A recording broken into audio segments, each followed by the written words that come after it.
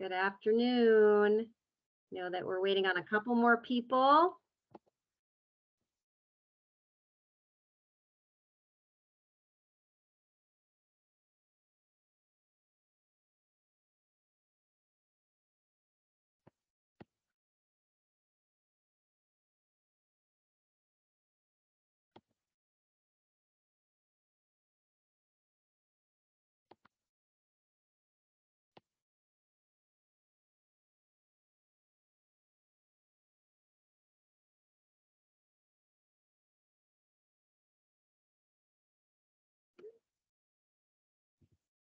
All right. Can everybody see the screen? Can everybody see the PowerPoint? Give a thumbs up if you can. Yes. Yes. All right. Beautiful. Great. All right.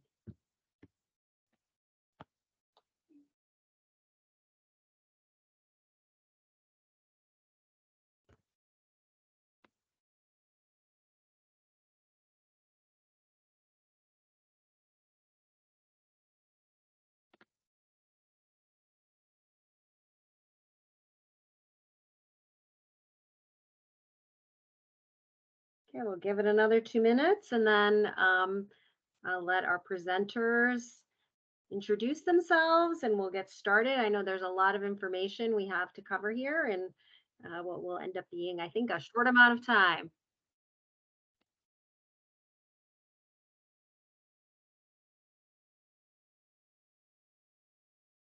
Mary Jo, just a reminder to everyone, we are recording this session so that we can send it out to all of our participants and people who have asked for it in advance. So we just want to make sure that everyone understands that from a privacy perspective, that we are recording the webinar. Thanks, Raman.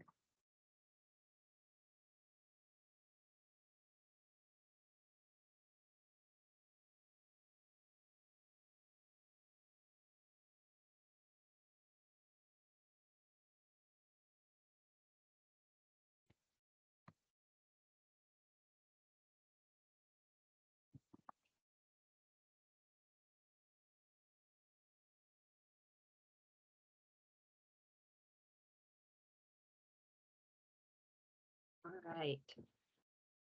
I'll keep monitoring our lobby here and letting people in as we go.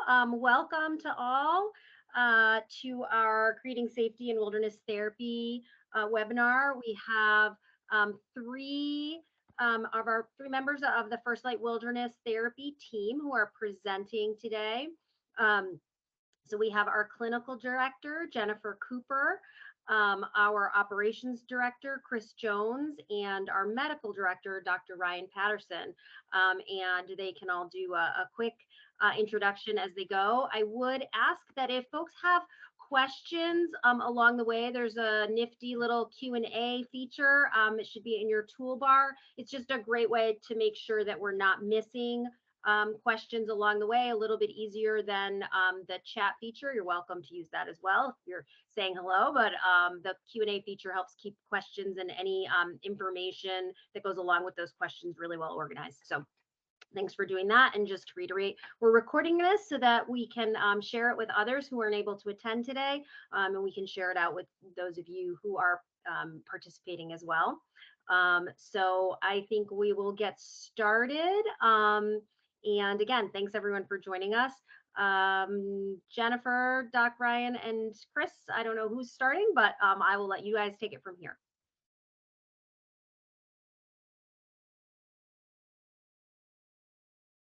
All right, I'll hop out first.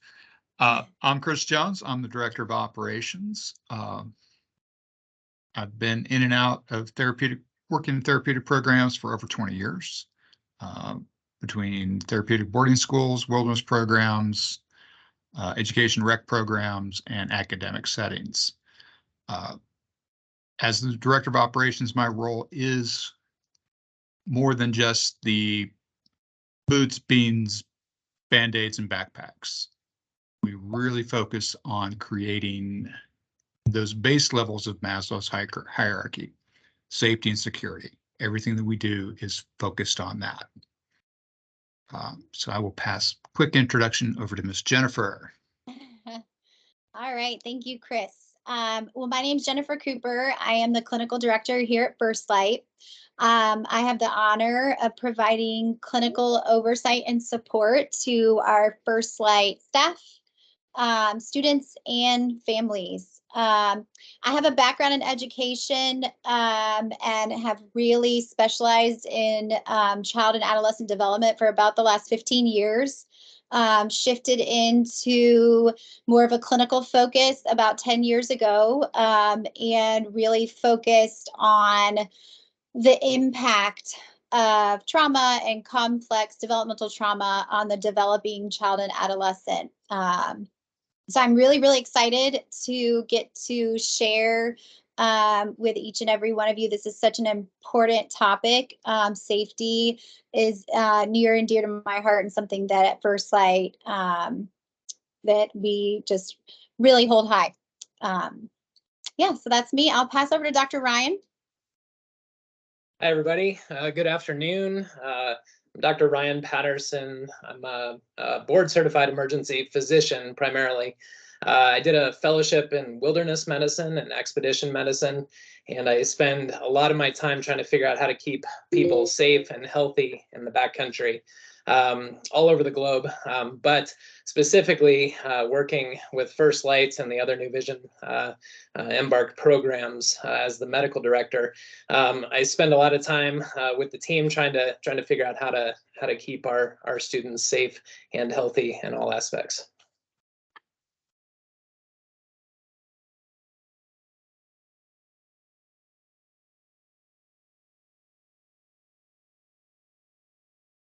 So you get to hear me again.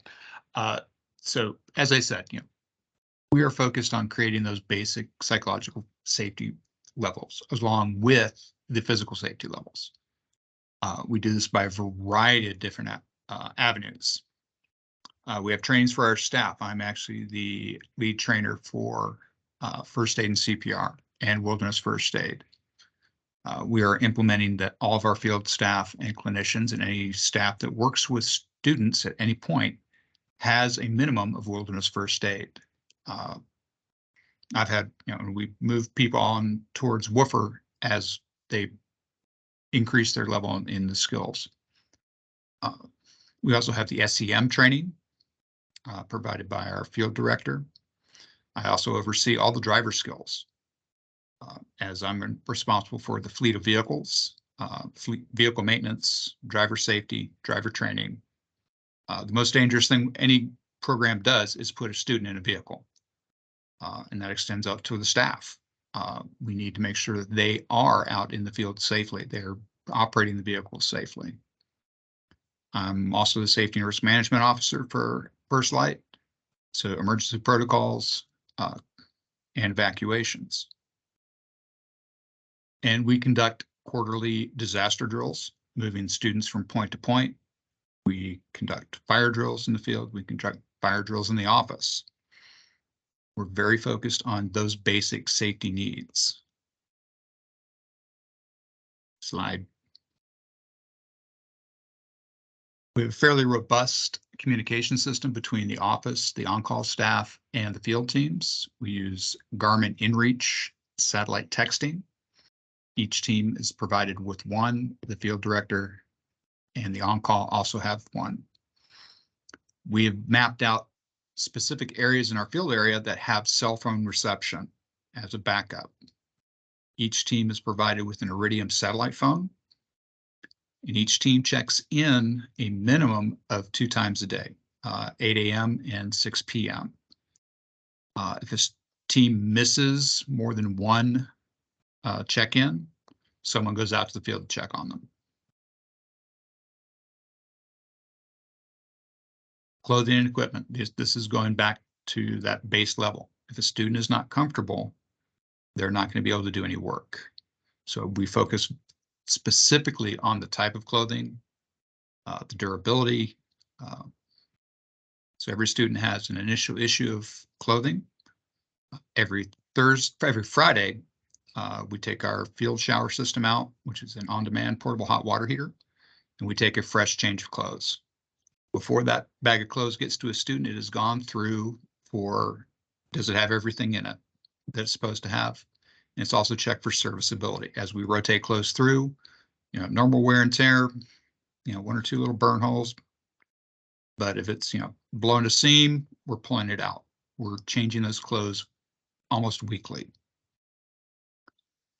Student equipment is checked for serviceability. So if the tent flies are starting to leak, we bring that tent in, we'll recoat the top, send it back out as we've replaced it with the students. So they don't have no tents. We're constantly replacing and repairing.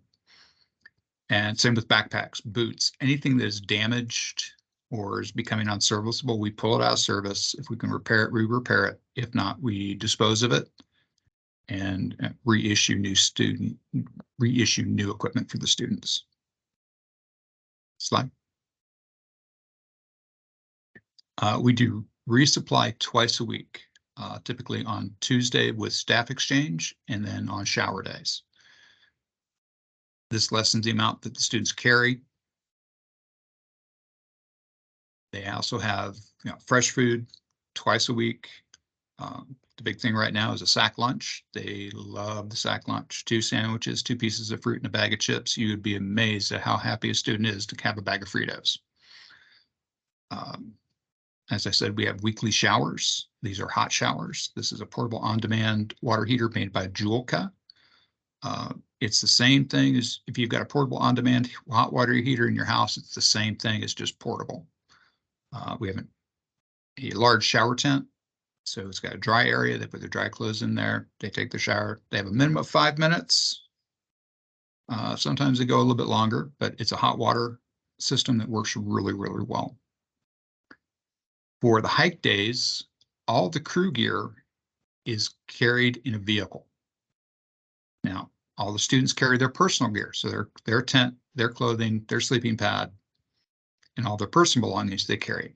But the 4 days worth of food, all the cook gear, the staff safety tent, bear ropes, and the extra food that they don't need for the hike is transported.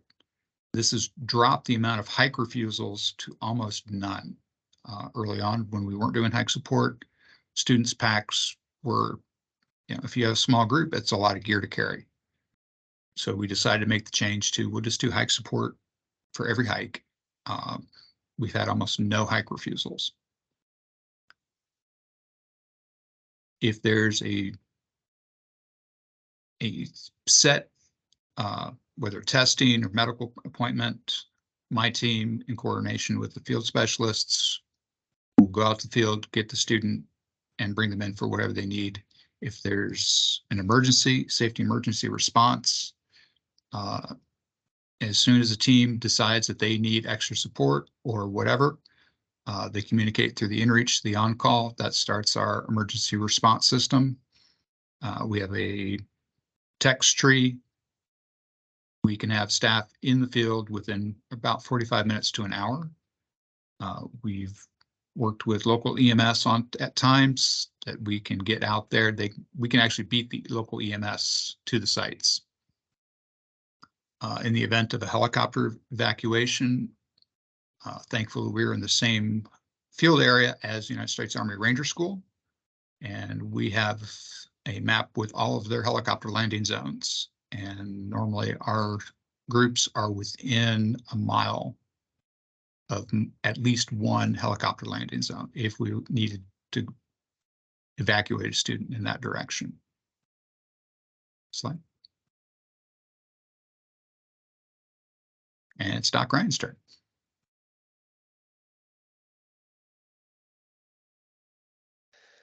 So creating medical safety is obviously imperative for all of our students in the field, and we take this very, very seriously. I have a team of about 15 doctors, psychiatrists, dermatologists who I work with who help to provide some of this support. Typically, myself or my partner, Dr. Starling, is on call 24/7, 365 days a year to provide on-call medical direction and support for First Light.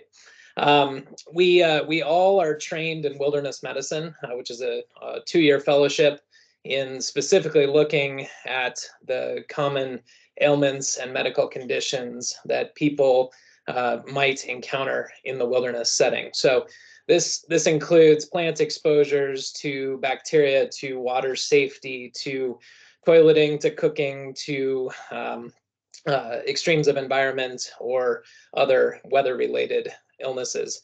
And all of us have expertise in this area, in addition to being board certified emergency providers. So we all work in large inner city ERs, and as you can imagine, see all of the things. So as such, I think that puts us in a unique position to provide medical control and direction and consultation for our students and staff. We've spent a lot of time putting together a company called Expedition Medical Providers, and through this company, we've helped design plans for First Light as well as the other New Vision programs. We've helped to design the first aid kits. We've designed and basically come up with field evaluation and treatment guides / protocols that can be used by all the programs. We help to advise on evacuation equipment and what that looks like and what is actually needed or not needed. We've helped to devise some of the evacuation plans and reviewed those for feasibility as well as safety and the ability to execute them. And then provide staff trainings both as needed and more formally in the formation of classes like woofer instruction or WUFA instruction if desired.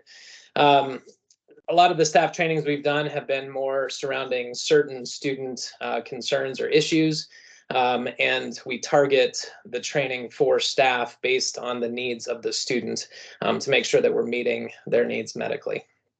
Next slide.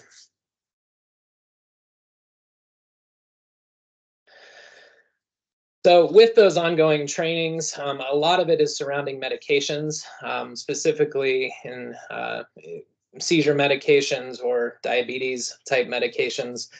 These are where obviously there's question from staff who are at least wilderness first aid trained, but maybe wilderness first responder trained.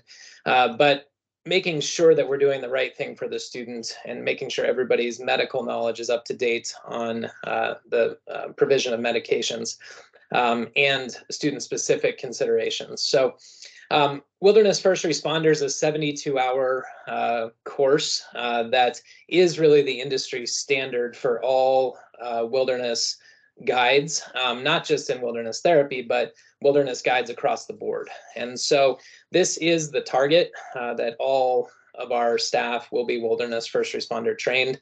There's a stepping stone to this ultimate goal, which is wilderness first aid certified, which is a shorter course, provides basic first aid instruction for the wilderness provider, but ultimately trying to get all of our staff to wilderness first responder training level. As I said, education is a lot of what we do, and making sure we're available in real time for consultation. If any questions arise, what is this rash? What is this lump or bump? What is this? What are these symptoms? What is this constellation of symptoms? Could it be something that we need to act on more urgently or not? And so a lot of that education happens multiple times a day on various calls. Next slide. Pre-field screening. So every student entering our program is reviewed by myself, both looking at their medical problems, their medications, any abnormalities from pre-field physical or testing. And we just want to make sure that everybody entering the wilderness setting is in a place where they're set up for success from a medical standpoint. We have discussed multiple times with family and students and sending providers prior to students coming into the program to make sure that we align all of our treatment plans from a medical standpoint to ensure continuity and to make sure we're not missing doses or getting the wrong medication, making sure the MARs, the medical administration records, are up to date. And really just to clarify any needed treatment or medication change plans before the student enters the field. And so this is something that that we do for each of our students before they enter the field. Go to the next slide.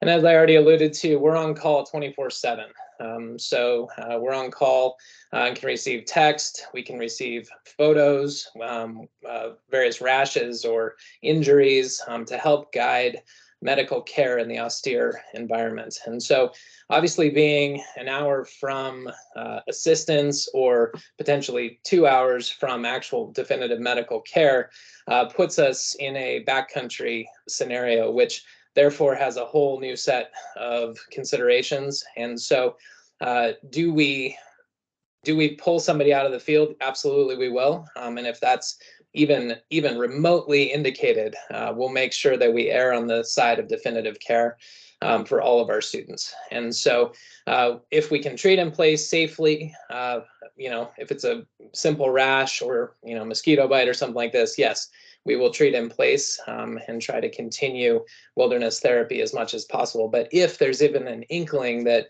the student would benefit from further front country / definitive medical care, we will make sure that we recommend that and advise that. And I know Chris and Jen's team will take care of that.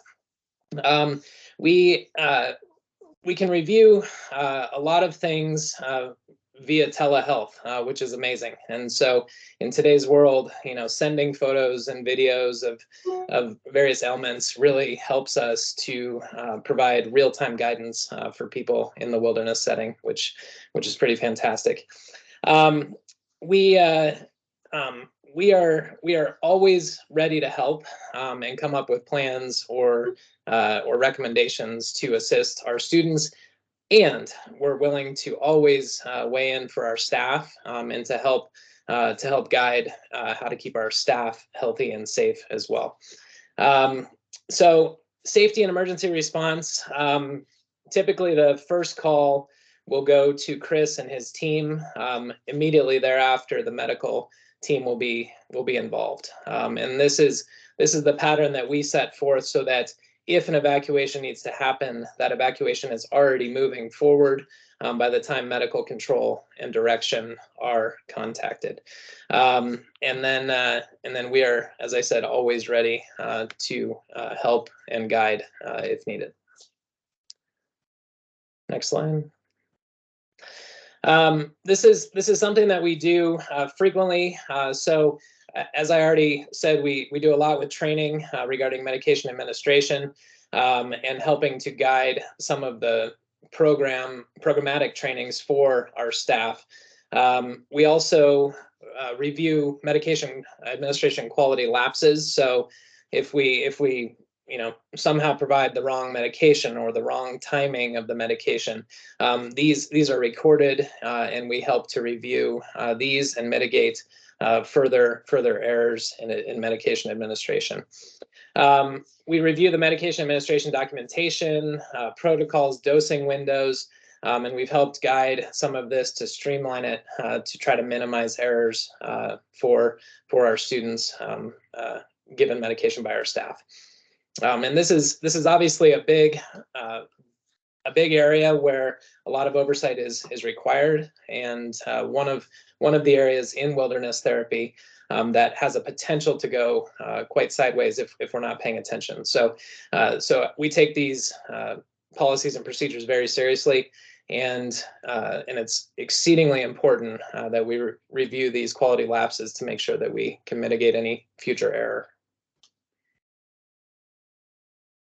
Next slide. And then on to Jen. Thanks, everybody.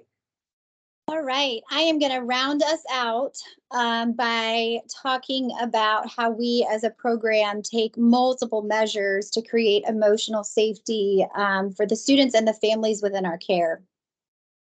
Next. So here we are looking at Maslow's hierarchy.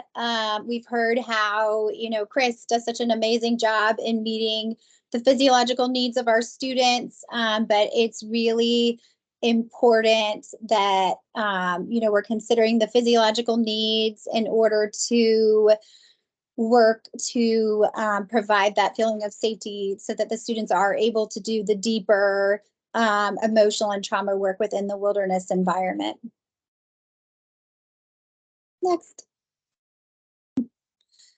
So a big, an important part of how we provide emotional safety within our program is by providing a trauma responsive model, which basically is an entire system of responsiveness.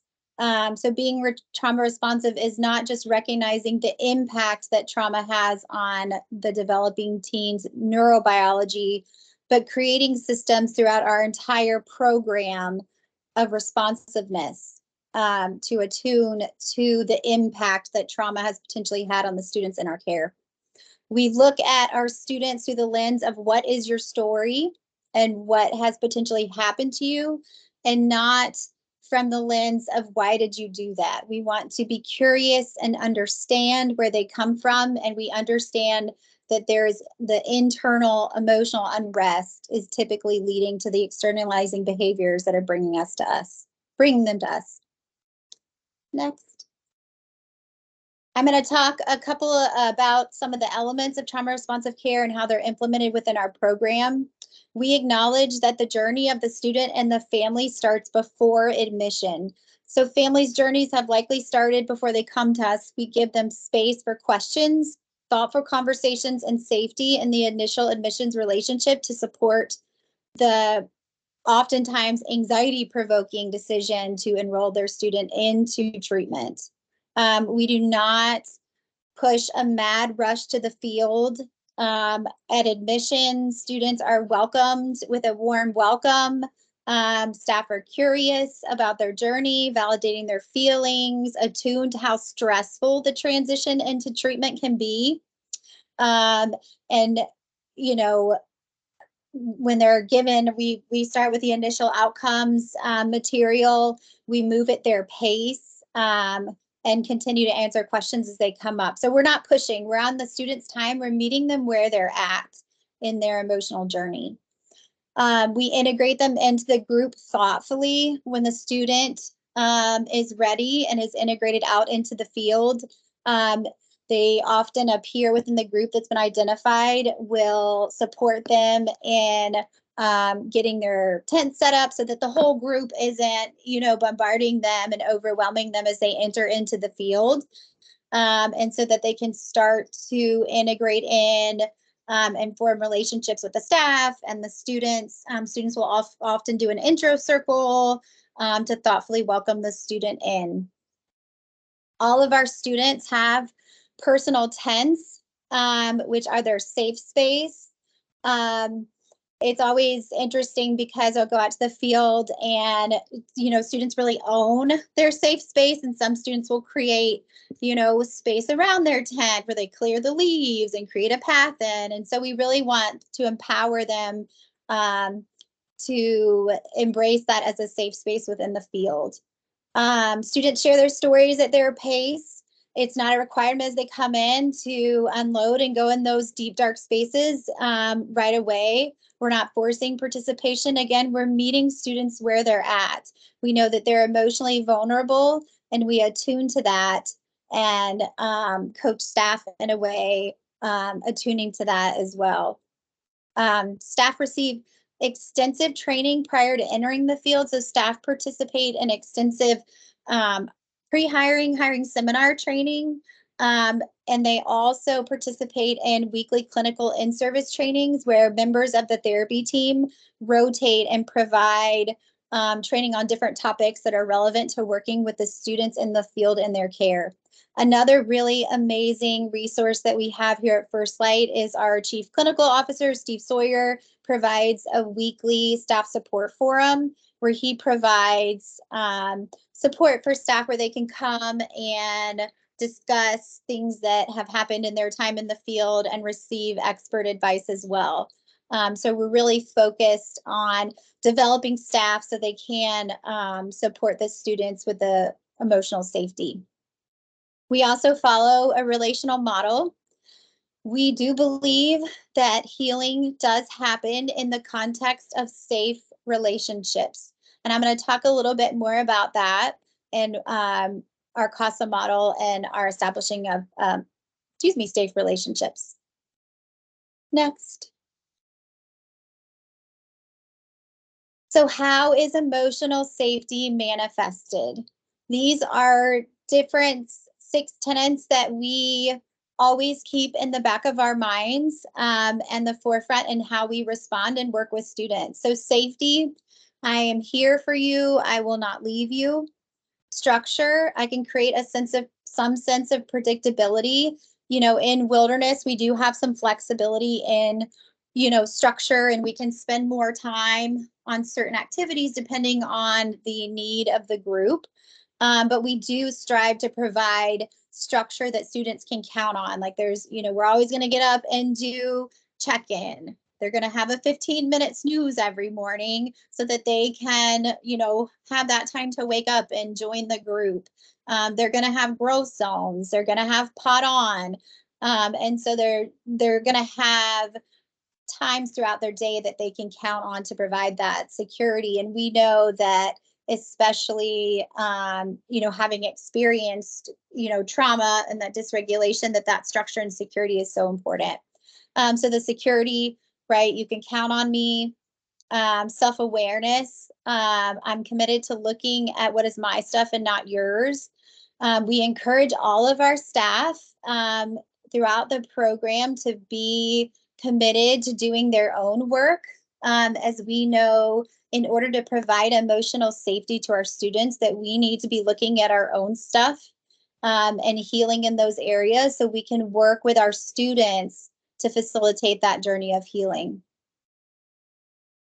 Self-care, we encourage self-care for staff. We're looking at ways that students can care for themselves. But one way that we really emphasize self-care in staff is our field staff are encouraged to take what we call P time so that they can step away from the group and have opportunities to reset their own nervous systems and just have their own private time to recharge so that they can re-enter the group in the headspace to provide the regulation that's needed in working with the students. And then self-regulation. I will regulate my own emotions before expecting you to regulate yours. So we're always learning and teaching ways that we ourselves as caregivers can regulate our own emotions and tend to our own nervous system so that we can support our students in learning how to regulate and growing self-awareness in their own. Next. So we're always laying foundations for healing through CASA. CASA is a framework that we implement throughout our program. It's taught to parents, personal time, right? Not popped up on my screen. Thank you, Mary Jo. It is personal time. But yeah, CASA is a framework of caregiving that we implement throughout our program. It serves to developmentally heal and strengthen the functional, mental, and physical health of teenagers, young adults, and their families. So our goal at First Light throughout our program is to create joy through the experience of co-regulation. And I'm going to talk a little bit about co-regulation. I want to highlight some of the pictures, but I'm going to talk a little bit about our canines in another slide. But those are a couple of our canines in the field. And so we'll talk about that. They're an amazing resource to students that also support the idea of co-regulation. Next. Oh, actually, Mary Jo, can you go back? I'm sorry. Thank you. I'm going to go through the elements of CASA. I thought I had it on another slide, but I'm going to go ahead and go through the different elements. So the first is commitment. So we are committed to meeting our students where they're at and doing developmentally what is best for them. We recognize that trauma does have an impact on the development and the presentation of the adolescent. So we're committed to attuning to that and being aware of it and how we're working with them. Acceptance. We offer a space of unconditional positive regard. We recognize that all students are inherently valuable, and we attune to them in that way. We recognize that trauma throughout development is often driving a lot of the external behaviors that we're seeing. Sorry, I was going to say something else, but I'm going to keep moving. Security. We are committed to providing a safe, reliable environment for our students. We do that through providing healthy boundaries in the relationship, through security, through consistent and safe nurturing. As you'll notice, the picture on the bottom as of a student having their hair braided. You know, we're looking for opportunities that we can offer nurturing in safe and healthy ways. And then responsiveness, right? So we are responding in the moment to the struggle, to the nervous system response that we are recognizing in our students. Then we have attunement. I use the word attune a lot, I notice, but I think attunement is just extremely important. You know, one definition of attunement is empathy in action. So Dr. Dan Siegel actually describes the process of attunement as when we attune with others, we allow our internal state to shift and to come to resonate with the inner world of another. So that can look like noticing some, you know, nervous system dysregulation and, you know, big feelings in a student, and coming and sitting next to them and sitting with them in that space on their level, and really sitting with them in that moment and offering them this co-regulation. So we look at commitment, acceptance, security, and attunement, and that equals a co-regulation. And co-regulation is key. It happens in the context of a relationship, but it's our ability to offer regulatory support through our own nervous systems to the student in our care, to the students in our care. So we're offering that space often, multiple times, you know, throughout the day. We're practicing the elements of CASA and in the field, as well as you know, helping the students to understand the different elements of CASA. Next. So as I said earlier, the co-regulation piece, in providing an emotionally safe environment, we want students to feel safe to come as they are and be who they are and feel what they feel, and that we're going to be there with them in it no matter what. You know, the connection piece is key. Both very extremely key elements to healing. So this is a couple of pictures of one of our canines in the field. Both of our canines, we have a canine in our identified female group, Rush, which is who is on the screen right now. And then we have a canine in our identified male group, Springer. And you can always tell that they're attuned to the group, because at times Rush will present with a little bit more nervous system regulation. And if the group is storming in any way, you can tell they're more activated, right? But they also support the process of co-regulation. You give opportunities to explore emotional attachment, and really are important, essential members of our team who offer unconditional love and acceptance. Yep. Next.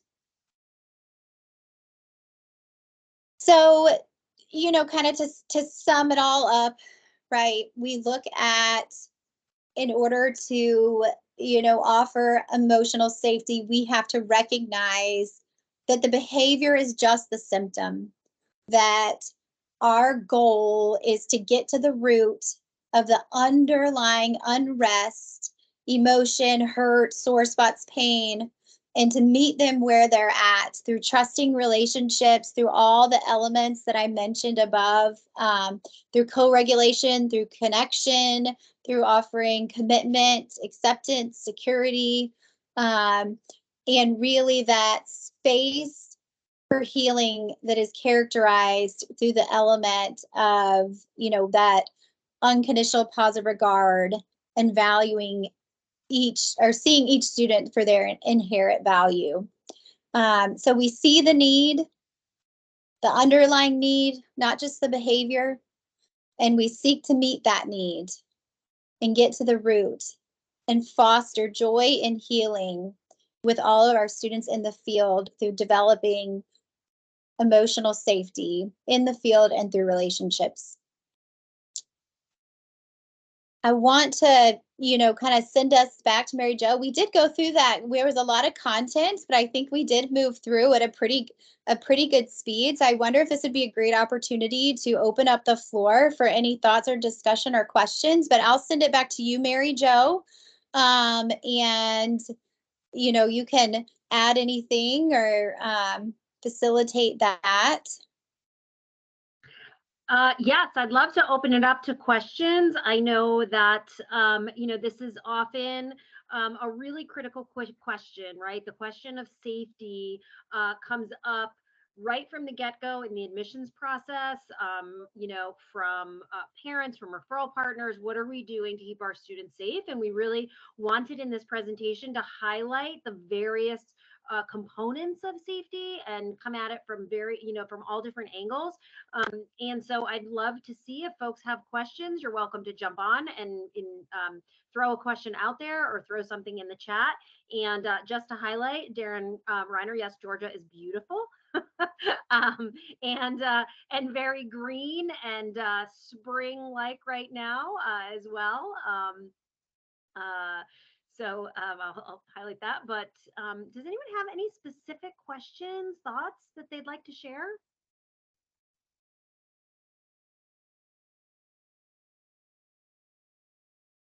Don't be shy.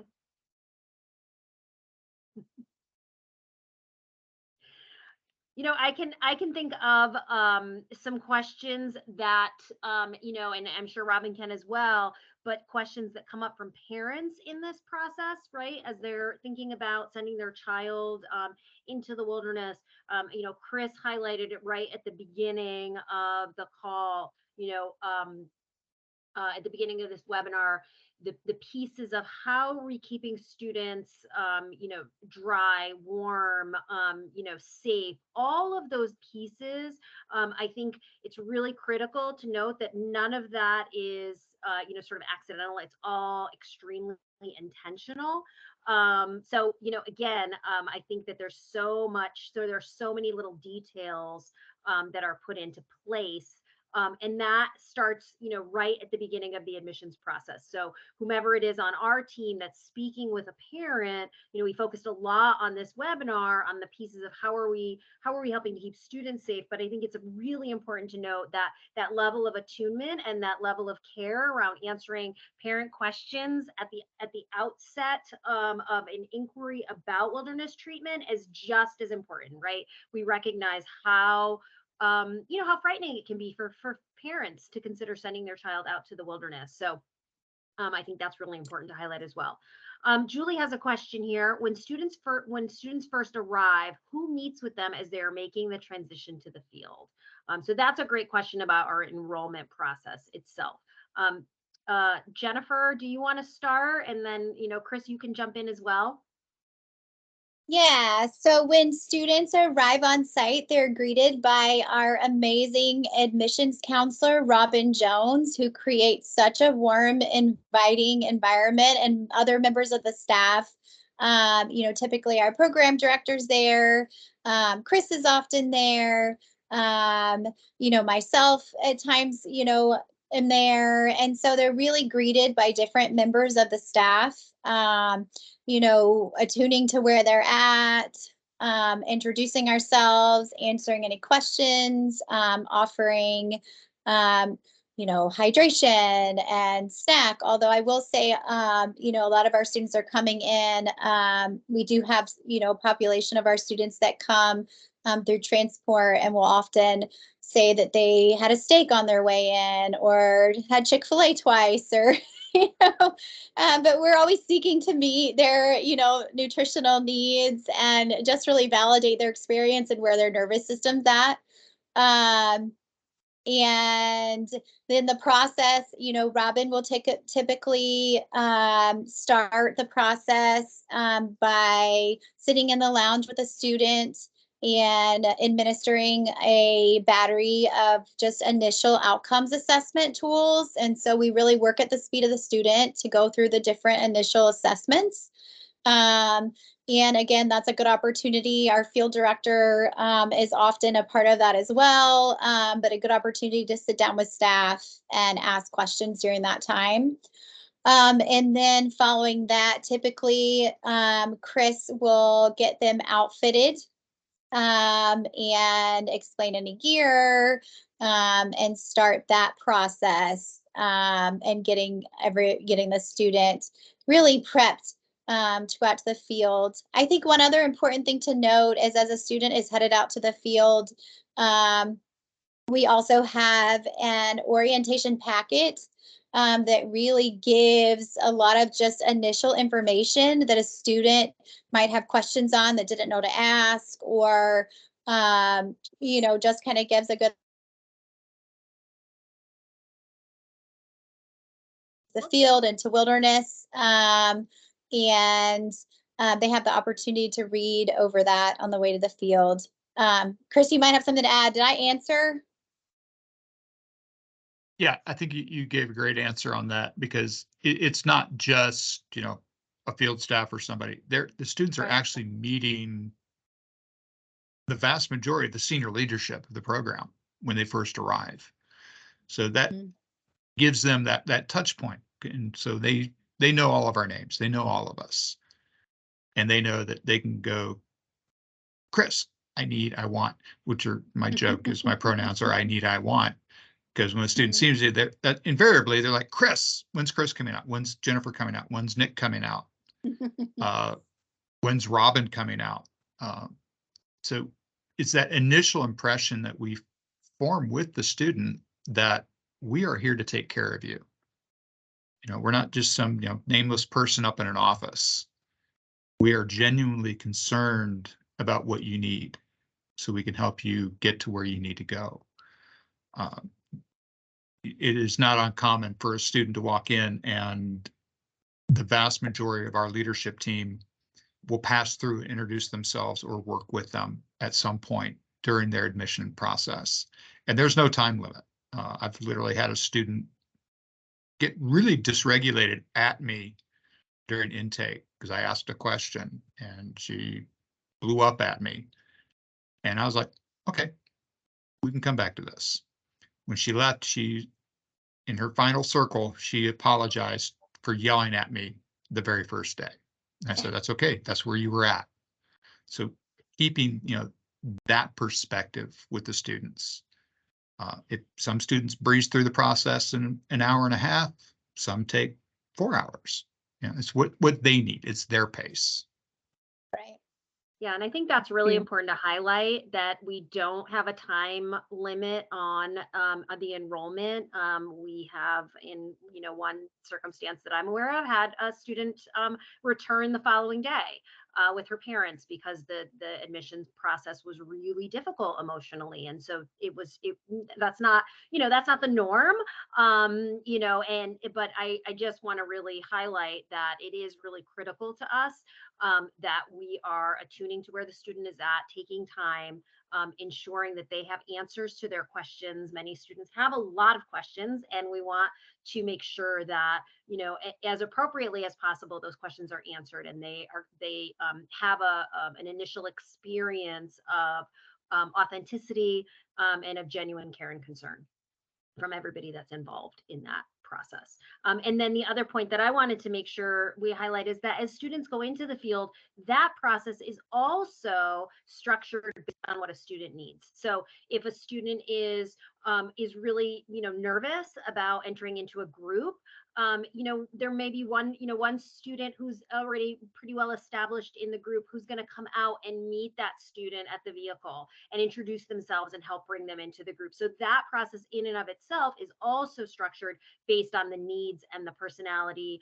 of the and where that student stress level is at with regards to it, entering into a group of students. So again, every piece of that is looked at based on what that student need is.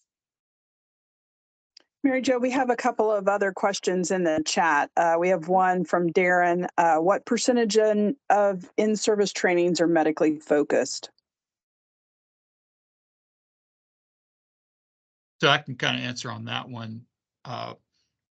Yeah, I think, you might be better to answer the percentage question, but I will say, Darren, that, as needed, trainings are medically focused, to meet the needs of our staff and our students. As questions arrive, the availability is there for medical training. Right. Yeah, and I do at least one a month for each team, just over some basic topics, or if there's an issue that's come up. Like we're getting out of brown stick season here in Georgia, turning into yellow everything season, which will turn into really everything's hot season. So we'll be going over, heat stress, heat injuries, how to prevent them, how to recognize them. We've talked about, cold weather injuries, hot weather injuries, basic hygiene, follow-ups. So there's at least one a month that I present to the field staff. So it's usually twice a month, actually, because there's two different teams. So I'd say, at least once a month. Great. Colin asked the question, how long are expeditions? Rather, are timelines designated per outcome?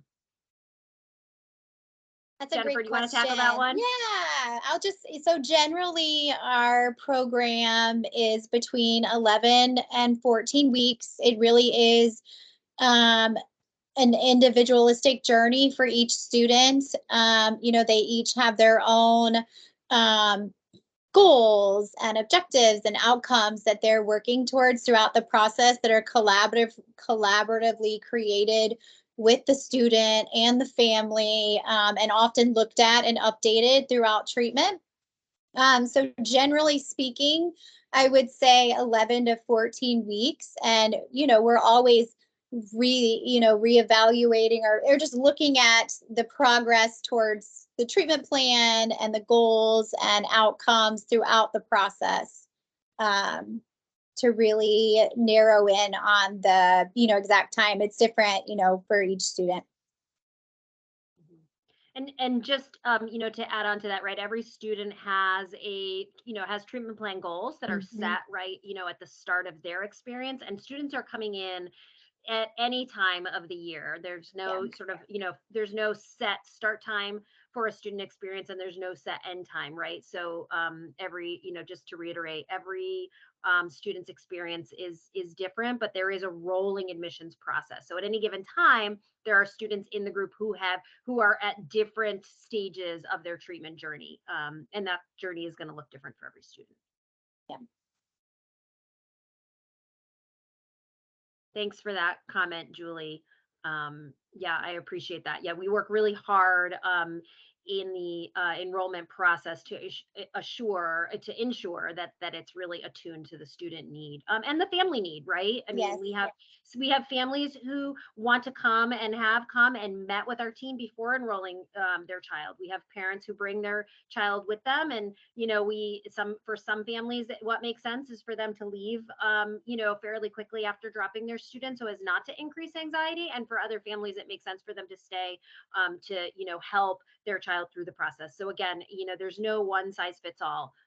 It really is critical that that it is specifically, based on the need of that family and that child. Any other questions?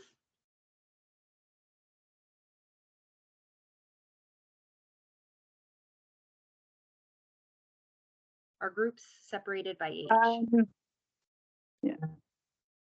Oh, thanks. Are we looking at the Jan. wrong? Well, yeah, I'm looking at, so groups, Jennifer, do you want to get that? And then I'm just gonna go to the Q&A here. So currently we have one identified adolescent male group and one identified adolescent female group. Age ranges are 13 to 17.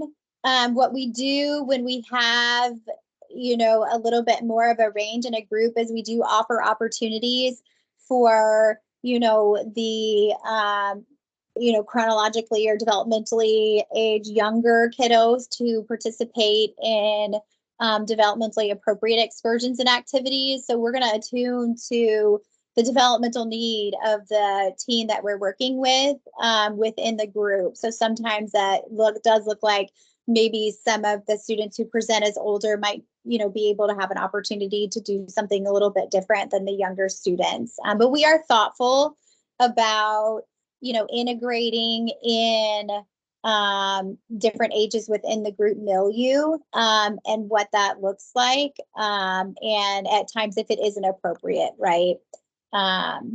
So does that kind of answer the question? Jennifer, we have Jennifer? another question. Could you tell us some specific ways we've implemented emotional safety in the field? A lot of my kiddos are afraid of the dark and have never been camping before wilderness therapy. That's a great question. This actually came up in staff support forum this previous week, and we have a student in the field, which many of us, right? I was telling one of the therapists, like, I get anxious in the dark camping in the wilderness, right? So we really are always looking at implementing strategies to support students in feeling safe in the environment. So one strategy that our Chief Clinical Officer, Steve Sawyer, shared that we're implementing in the group is the implementation of glow sticks to be able to have at the top of their tents so that it does provide, you know, just enough light to be able to see a bit more within their space and to, you know, calm some of the anxieties. We also, too, we have students, you know, it's not uncommon for anxieties to pop up as the sun goes down, right? So we have staff who attune to that and will, you know, we've had staff that have sat outside of a student's tent to create that closeness, but still allow the student the safe space in their tent to calm and move towards sleep, but we'll sit outside of the tent to support them in that moment as their nervous system calms. And then another strategy that we utilize, you know, in the evening is, you know, often reading of books or stories to the group. You know, that reading the stories helps to shift focus and helps calming of the nervous system for many of the students. So they really look forward to that as well. Okay, I think, Mary Jo, do we have time for one more question? I think so. Yeah, there's one more in the Q&A here that I see, which is there is inherent risk operating in a backcountry environment and inherent benefit in what students experience in that environment. How do you balance risk reduction with creating amazing experiences for your students? Well, Daniel, I think that's a fantastic question, and that is the heart of wilderness therapy, right? You know, sometimes when we're the most uncomfortable, the benefit is actually the greatest. And so I think at some level, the wilderness environment is probably safer than the front country. You know, you don't have the car accidents, you don't have, you know, all of the stimulus, you don't have all of the junk food. You know, there's a lot of ways that the wilderness is actually quite a bit safer than the front country. However, it's not viewed as that. Hence, you know, being scared of the dark, being scared of bears, being scared of mosquitoes. You know, all of these things do present a level of discomfort. But I think it's that level of discomfort that enables us to have the great gains that we have in wilderness therapy. And I would like to kind of chime on that also. You know, for all of our activities, I do a risk analysis. Like I said, one of the most dangerous things we do is put a student in a vehicle. But the remedy for a lot of risk management is robust training for our staff. whether it's medical training, backcountry skills training, judgment, maturity. You know, what is common sense in the front country is not always common sense in the backcountry. And that goes to the mentoring of our field staff through the program director, the field director, the field specialists, myself, Jennifer, the other clinicians, and policies and procedures, standards. You don't let a kid climb a tree that it's kind of leaning. You don't go bouldering without proper equipment, maintaining proper equipment, having standards. Those are the things how we mitigate the risk. There's inherent risk, but we also use climbing towers with some of our programming. Canoeing, you got to have your PFD on. We have a throw bag. You manage the process. You're never going to get all of risk out, but you manage through training and experience and support of the teams. So, All right. Great. Well, I want to be respectful of everybody's time and just say thank you to Doc Ryan, to Chris Jones, to Jennifer Cooper for sharing all of your wisdom today. And again, this will be recorded. So if anyone would like a copy of the recording, please don't hesitate to reach out to the email on the screen, the flw.admissions@firstlightwilderness.com, and we'll be glad to share that. And thank you to everybody who was able to join us today. We really appreciate you taking the time to be with us. Yes, thank you all. Thanks, everyone. thank you.